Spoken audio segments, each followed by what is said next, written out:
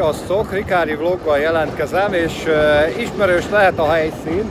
Ugye itt a beszkártos dobozt, amit nem olyan régen egy videóban már megmutattam, és a mai videóban hasonló érdekességeket is meg fogunk nézni. A múltkori videóból kimaradt ez a vas itt fönt. Ugye ez egy megálló táblatartó volt valaha, a kocsiszínből kiálló villamosoknak az M betűs megállóhely tartója volt. Egyébként most is van itt megállóhely, ott fönn van a tábla, hiszen most is állnak ki innen a kocsiszínből villamosok. De a mai témánk az nem ez lesz, bár egy ehhez hasonló dobozt meg fogunk nézni a városnak egy másik pontján, és nagyon köszönöm a tippet a kedves nézőmnek, aki küldte. Most viszont egy olyan villamossal fogunk utazni, ami egy évben csak egyszer közlekedik, nevezetesen a Mindenszentek idején, ugye a temetői megnövekedett forgalom alkalmával, és akkor nem is árulok el nagy titkot azzal, hogy a 28B villamossal fogunk közlekedni.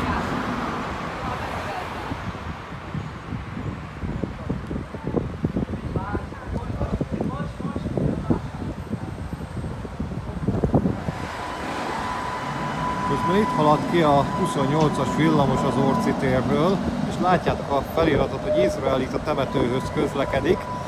Érdekesség, hogy ez a járat ugye nem szokott közlekedni a szombati napokon, és ezt a videót szombaton veszem föl.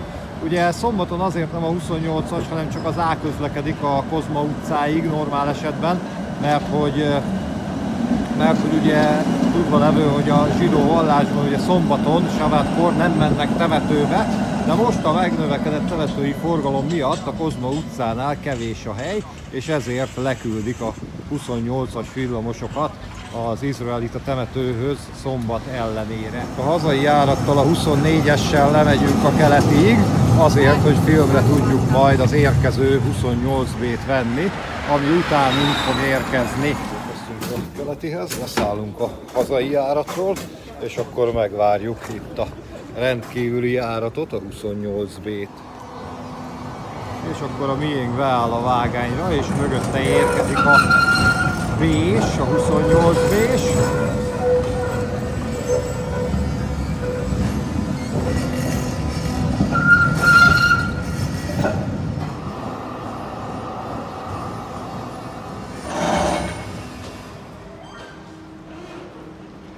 És hát ilyenkor, amikor plusz viszonylat is közlekedik itt a Keletinél, akkor igencsak betelik a végállomás, és ugye nem fér be a harmadik villamos ide a végállomásra, de hát majd mindjárt a 23-as kimegy, és akkor be tud állni a vágányra a miénk is.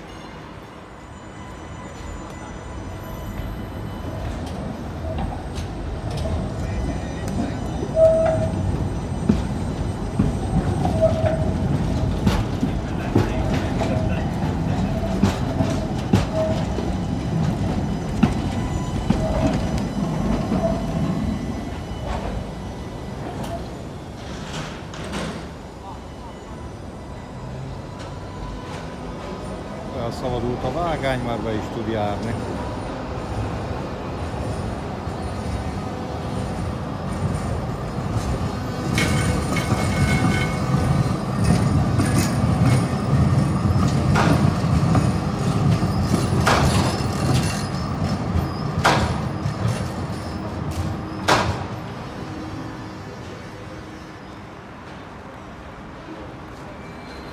Beérkezett a következő 23-as, tehát tényleg tumultus van a végállomáson, de mi most felszállunk, mert hogy nem sokára indul a villamos, és akkor mindjárt leülök és mesélek nektek erről a viszonylatról. Ugye ez a 28B viszonylat, ez a 28-asnak egy ilyen változata, ami hát Mindenszentekkor szokott közlekedni, hát most már csak gyakorlatilag 2 napon.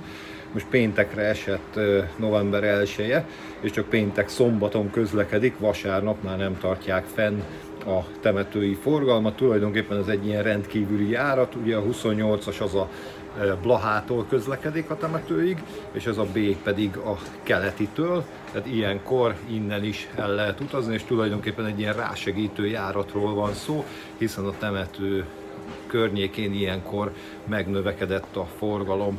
Egyébként korábban ilyen temetői rendkívüli járat sokkal több létezett, de ma már ugye viszonylag kevesen mennek, legalábbis a korábbihoz képest kevesebben mennek tömegközlekedéssel a temetőbe, és ezért már csak néhány ilyen járat van.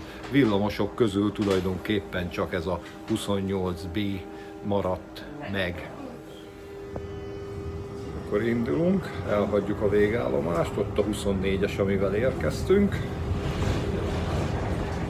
Most már, ahogy kihaladunk a helyünkre, be fog tudni járni, itt ez a 23-as is, ami ugye nem fért be.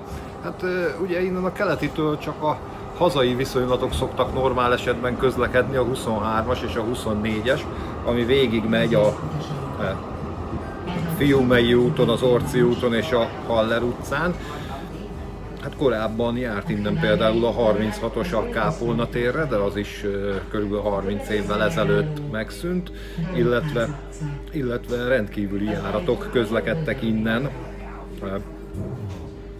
kifelé, a keleti irányba, tehát a városból kifelé, ugye ez a 28B a Mindenszentekkor, illetve régebben még a 29Y is közlekedett a keletinél, az pedig lóversenynapokon, illetve a BMW, a Budapesti Nemzetközi Vásár idején, ugye a szintén rendkívüli viszonylat 29-esnek a változata volt, a sima 29-es ment a Blahától, az Y pedig a keletitől, de hát ma már a BMW-t sem rendezik meg, és ott is a vásárvárosban tulajdonképpen ilyen kisebb-nagyobb rendezvények szoktak lenni, de már akkor a tömegrendezvény, mint régen a BMW, olyan már nincsen, és ezért ezek a viszonylatok már hosszú ideje nem indulnak be.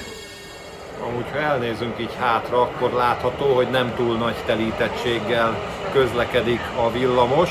Egyrészt azért, mert ilyenkor már délután, már ugye lassan besötétedik, de délutáni órákban már nem szoktak kifelé menni a temetőbe az emberek, ilyenkor sem, Mindenszentekkor sem, hanem inkább már hazafelé, és hát azt is mutatja, hogy manapság már viszonylag a tömegközlekedésen a temetői forgalom sokkal gyengébb, mint régen. Hát igazából közúti közlekedési káosz szokott lenni a temetők környékén ilyenkor, hiszen nagyon sokan autóval mennek, és e tekintetben ez a 28B egy praktikus járat, mert hogy ugye kötött pálya, külön zárt pályán közlekedik, és ki lehet vele kerülni a temetők környékén lévő dugót. Az más kérdés, hogy a koszorút kicsit kényelmetlenebb vinni rajta, de hát ez van.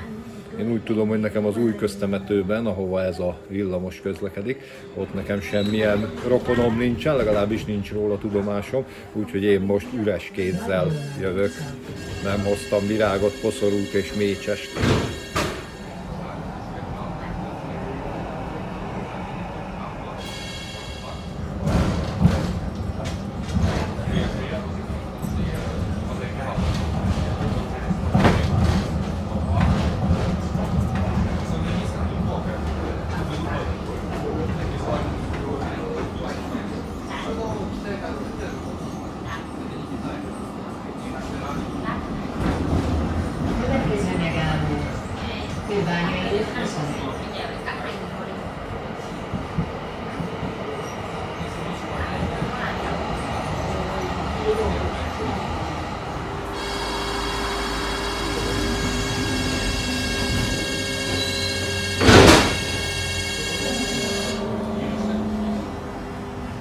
Itt a Volt González mellett haladunk el, ami ma gyakorlatilag kínai piacként működik.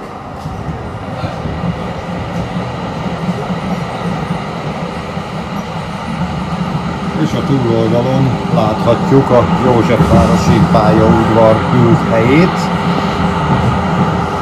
De egy része már beépült sportpályákkal. Ezen a részén még van egy ilyen kis urbexes terület.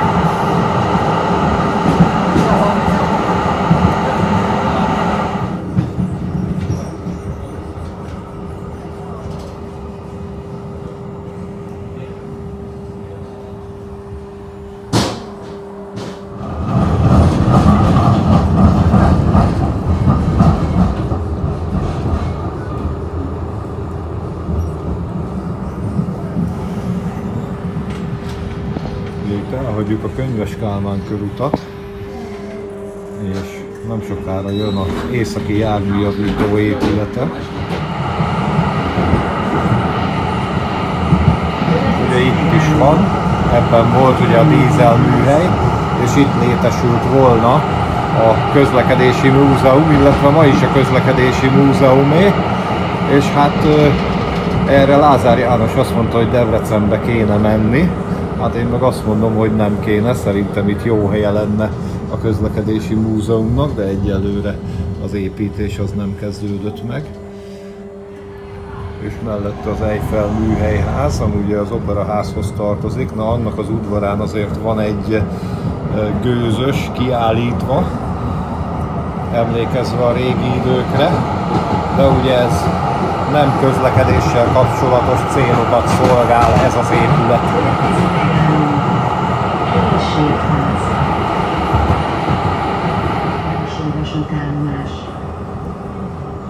Az ajtók a bal oldalon nyílnak. Láthattatok kihaladni a Kiszt, és benne áll egy Flirt vonat. Ugye a 100A vasútvonal alatt haladunk át, és a soha el nem készült Kőbánya alsói vasútállomás felújítás mellett. Ugye a nagy buszterminál. Elértük Kőbánya központját, és integetünk Pintyőke Zsoltnak, hát ha itthon van.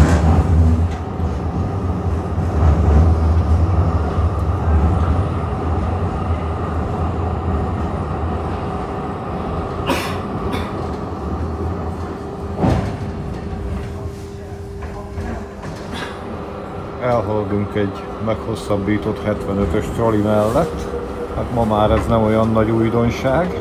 Az éles sorok ugye az egymást hegyes szögben keresztező utakról kapta a nevét, és egy elég összetett vágánykapcsolat található itt a villamosok szempontjából is.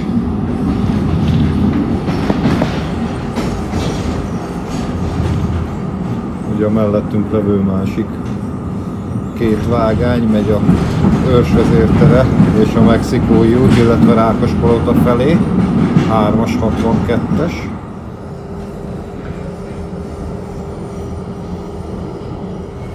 A kedvenc megállom következik, a Sörgyár. Ugye itt a Sörgyárnál van egy végállomás is, hiszen vannak időszakok, amikor a 37-es nem közlekedik, és akkor a 37A csak idáig jön. És itt már mellénk ér az a vontató vágány, amely valaha szebb napokat élt meg, és komoly forgalmat bonyolított. Ma már nem igen használják, csak ide mellettünk az Ócskavas telepre halad be vágány, ahol egyébként nagyon sok tömegközlekedési járművet vágtak, és talán még most is vágnak szét. Valaha itt az Akna utcánál is volt egy végállomás, ez már gyakorlatilag használaton kívül van, bár nem tudom, hogy lehet-e még itt visszafogni. De egyébként innen is volt bevágány az Ócskavas telepekre, és a régi időkben nagyon sok villamost vágtak itt szét, favázas villamosokat például. Érdekes módon egyébként annak idején az volt a divat, ugye a favázas villamosokat úgy se lejtezték egy időben, hogy gyakorlatilag felgyújtották őket, a fa szerkezetek elégtek, és a többit pedig akkor lehetett vágni és vinni, beolvasztani. Lenyige utcai Böri, a nagy előzetes ház, és még mindjárt elmesélem, hogy miért adtam azt a címet a videónak, amit adtam, de most a Sirkert útnál le fogunk szállni, nem megyünk végig, mert itt is meg szeretnék nektek valamit mutatni. Megmutatom azt is, hogy szinte teljesen kiürült a villamos, ott hátul nincsen senki, elől van néhány ember.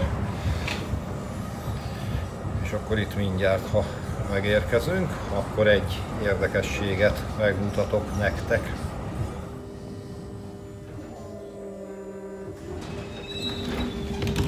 Meg is érkeztünk a Siekert úthoz. Fölveszem nektek, ahogy elmegy a villamos.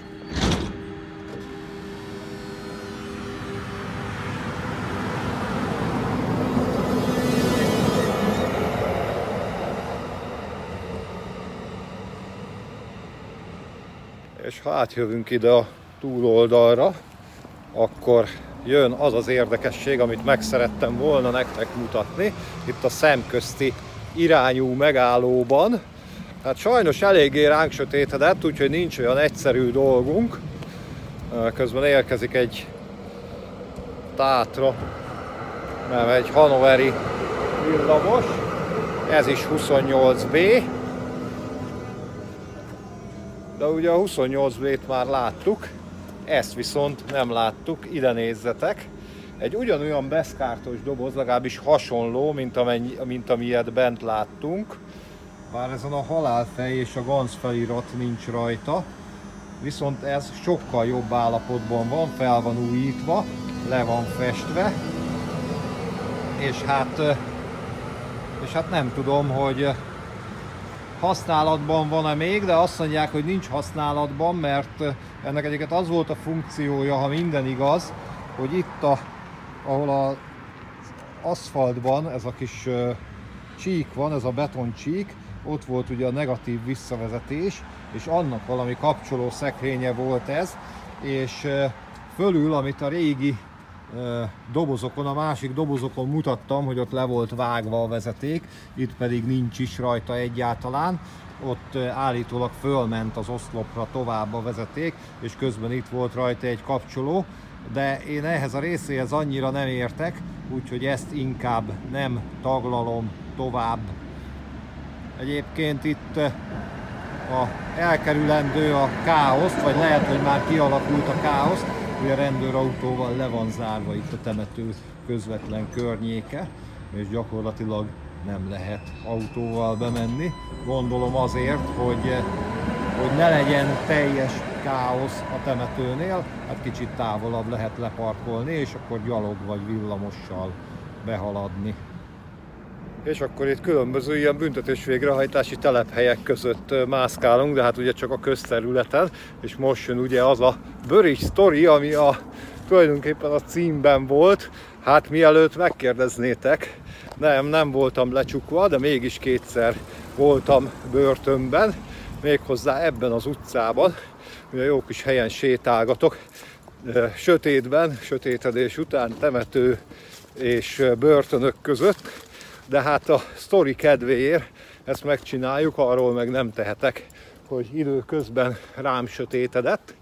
Szóval ez a dolog ez úgy esett meg, hogy a 90-es években eléggé nehéz volt munkát találni, és megláttam az Express újságban egy hirdetést, hogy a büntetés végrehajtás keres dolgozókat az igazságügyi megfigyelő és elmegyógyító intézetbe, aminek egyébként itt van a bejárata, és annó nekem is itt kellett bemenni, jelentkezni, és hát akkor jó ötletnek tűnt, de végül nem lett tulajdonképpen belőle semmi. Egyébként nem csak kijutni nehéz az ilyen helyekről, hanem bejutni is. Elég komoly ellenőrzések vannak, meg ilyen zsilipkapu, meg ilyenek. Az egy kicsit para volt, amikor a két zsilipkapu között leültettek, aztán vagy egy fél órát, vagy egy órát ott kellett várnom. Gondolom nem értek rá, vagy pedig tesztelték, hogy bepánikolok-e. Hát minden esetre érdekes sztori volt. Tulajdonképpen annyira nem bánom, de azért nem volt sikeres ez a jelentkezés, mert hogy ugye hát ott is komoly orvosi vizsgálatok vannak, mint a vasútnál, és hát azt mondták, hogy ugye fegyveres szolgálathoz az én szemem az kevés. A személyzeten azt mondták, a valamilyen rendőrkórház, vagy nem tudom hova kellett menni vizsgálatokra, és akkor így ez a dolog elsikkadt, ugye akkor még egyszer vissza kellett ide jönni, és akkor megbeszélni, hogy hát akkor mégse jövök, mert nem lett nem sikerült, nem lettem alkalmas az orvosin. És hát tulajdonképpen ennyiben maradtunk, ez valamikor a 90-es évek közepén volt, és a továbbiakban nem forszíroztam ezt a dolgot, de akkor jó ötletnek tűnt. Egyébként biztos meg lehetett volna szokni, de azért nem biztos, hogy kellemes munkakörnyezet lett volna ilyen szöges drótok között, és ilyen komoly falak mögött dolgozni, meg hát azért az imeiben fogva tartottak sem a legegyszerűbb esetek. Ugye ilyen különböző pszichés gondokkal küzdő embereket tartanak fogva, például ilyen kényszergyógykezelésre ítélt foglyokat. Hát azért nem bánom, hogy nem kerültem ide. De tulajdonképpen még elképzelhető, hogy egyszer ide kerülök, hogyha például egyszer megőrülök és valami súlyos bűncselekményt követek el, de reméljük, hogy erre nem fog sor kerülni, már ugye garancia az életben semmire sincs. És ha már ilyen munkahelyi sztorikat mesélek, akkor megmutatok nektek még egy járatot, egy rendkívüli BKK járatot, temetői járatot, amihez ugye van sztori. Ez az itt érkező 68B járat, ez is csak ugye Mindenszentekkor közlekedik, évente azon a 2 napon. Kőbánya-Kispestről jön, elmegy Kispesten a Kossuth tér felé, és ide az új köztemetőig közlekedik, és így gyakorlatilag megáll, és a körforgalomban megfordul, és megy visszafelé. És az ezzel kapcsolatban a sztorim tulajdonképpen, hogy annó, amikor a BKK-hoz kerültem a forgalomszervezésre, akkor ez volt az első melóm, egy ilyen 68B-nek a menetrendjét, járatlistáját kellett elkészíteni. Valamiért abban az évben nem működött ez az egyenlő tavalyi című módszer, és kellett egy újat készíteni. Hát akkor zöldfülű kezdőként, ez egy viszonylag egyszerű vonal, azt hiszem nem is tudom, hogy negyed óránként vagy fél óránként jár. Negyed óránként most közben eszembe jutott, és hát nem volt egy bonyolult ennek a menetrendjét elkészíteni, de hát akkor első melónak, gyakorlásnak ez pont jó volt, és akkor nem valami fiktív dolgon gyakoroltam, hanem tulajdonképpen élesben. Természetesen leellenőrizték, megnézték, hogy jól sikerült-e, de hát ebben olyan nagyon sok dolgot nem lehetett elrontani. Igazából a lényeg az volt, hogy közé legyen akkor még 268-as nem volt, hogy közé legyen a 68-asok közé hangolva. Közben érkezik a 28-as.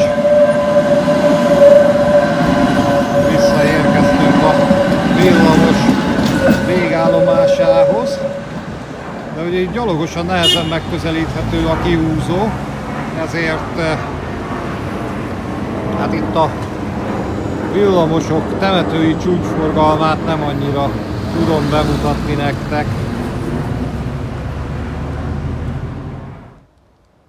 És akkor itt az érdekes részek után térjünk át a meghatóbb részére és az emlékezésre. Ugye ilyenkor, halottak napjakor mindenki kijön a temetőbe és gyertyát gyújt a halottainak, és nagyon szépek szoktak lenni ugye a mécsesekkel teli temetők, és hát én azt mondom, hogy ezt a videót azzal zárom, ezzel a képpel, amikor a temetőben a gyertyák és a mécsesek égnek, és szerintem zárjuk azzal ezt a dolgot, hogy emlékezzünk halottainkra. Én köszönöm, hogy itt voltatok, Rikári voltam. Sziasztok!